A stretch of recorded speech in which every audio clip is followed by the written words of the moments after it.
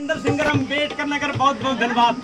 जाने कितने दिनों के बाद गली में आज चांद निकला। तो जैसा कि आप लोग जानते हैं हर मंगलवार को अम्बेडकर नगर में प्रांजल पांडे और मैं और पूरी टीम के साथ हम डेली मिलते हैं, जो हो सकता सभी का सपोर्ट करते हैं। इसी क्रम में देखिए प्रांजल पांडे जी, आज आप सबको क्या कहना चाहती हैं? मैं आप सभी को वही कहना चाहती हूँ कि हमारे जितने भी दर्शक हैं, आप लोग एक दूसरे का सपोर्ट करिए, सबका साथ सबका विकास करिए। और आज हमें बहुत अपार खुशी है कि आप लोग हमारी एनिवर्सरी में आए। आज इतना वायरल हुई हो, ये सबका क्या कहे चाहता हूँ? मैं यही कहना चाहती हूँ सबके लिए कि आप लोग हमारे लिए भगवान हो। अच्छा, आज देखा एक हमारी बीचे में बहुत अच्छा एक्टिंग करा थी। ये है जग्गू, आवाज जग्गू, इधर आवाज। ये जग्गू सुल्तानपुर से आई। आज चंद्रावती बजी है ढोलक, आप गईबू गाना और जग्गू हम करबे डांस। अगर तोहर मन कहे तो कहलू ये वाला, लेकिन ये वाला एक्टिंग इनका बहुत अच्छा लगता है भैया। ये भी ऐसे करते हैं, हमारे पांडे भी ऐसे करते हैं। ये पांडे जी ये वाला बड़ा बढ़िया डांस है। अब हम गाने पे एक्टिंग करना बंद कर दें। चलिए तो चलिए, देखा हम गमछा बनाते चल आप जाओ भाभी। चलिए हाँ आराम, चलिए एक लोग इधर आ जाएंगे। हाँ देखा नाचे को चला जा ना अपन नहीं एक बीच में राजा हो